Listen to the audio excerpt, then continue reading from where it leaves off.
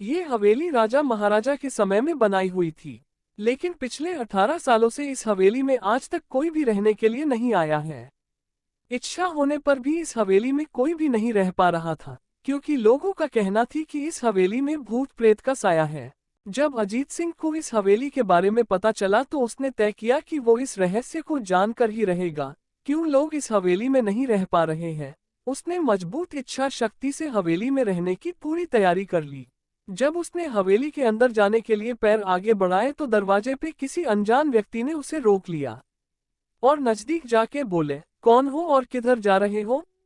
अजित सिंह ने जवाब देने के बजाय उसने आप कौन? मेरा नाम अर्जुन सिंह है और मैं यही पास में ही रहता हूँ। अजित सिंह ने कहा, ओह अच्छा, मैंने सुना है कि यह एक भूतिया हवेली है और यहाँ कोई नहीं आ पाता है, इसलिए मैं इस हवेली में एक दिन रुकने का फैसला किया है।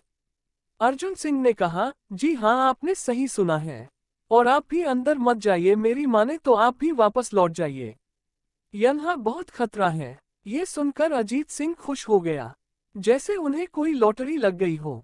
अर्जुन ने उसकी खुशी को देखकर बोला, आप क्यों खुश हो रहे हो? आपको तो भूत का नाम सुनकर डर लगना चाहिए।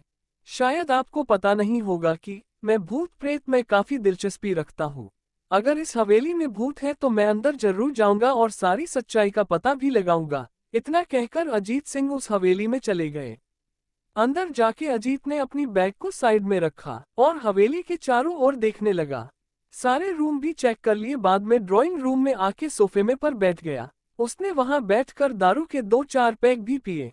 वहीं अचानक उस रूम में लाइट का एक बल्ब चालू बंद होने लगी, लेकिन अजीत ने उस पर ध्यान नहीं दिया। थोड़ी देर बाद दूसरा बल्ब चालू बंद होने लगा, फिर तो हवेली की सारी लाइट चालू बंद होने लगी। ये सब देखकर अजीत अपनी जगह पे खड़ा हो गया और संपूर्ण शांत हो गया। अचानक उसके सामने एक छोटा टेबल हवा में उड़ने लगा, करीबन 6 फुट हवा में ऊपर जाके गोल गोल घूमने और बाद में अजीत की ओर तेजी से आने लगा।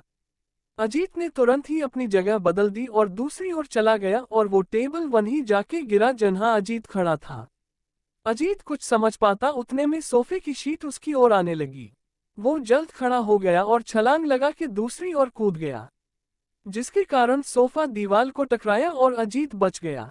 अचानक सब कुछ शांत हो गया। अजीत ने चारों ओर सतर्कता से देखा और बड़ी आवाज में बोला, तुम जो भी हो सामने आकर के बात करो। वहीं एक बड़ी परछाई उसके सामने आई। अजीत ने उस परछाई को देखकर बोला, कौन हो तुम और क्यों मुझे मारना चाहते हो? परछाई, तुम्हारी भूल के कारण। अजित, मेरी भूल? मैंने कौन सी भूल की?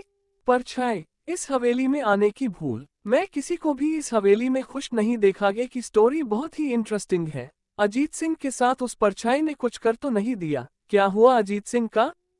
क्या हवेली का सच लोगों के सामने आया और वो परछाई कौन थी? ऐसे ही बहुत सारे सवालों का जवाब अगले वीडियो में डाल सकता हूँ। क्या आपको अगला पार्ट चाहिए? चैनल को सब्सक्राइब करें और कमेंट करें और बताएं। धन्यवाद।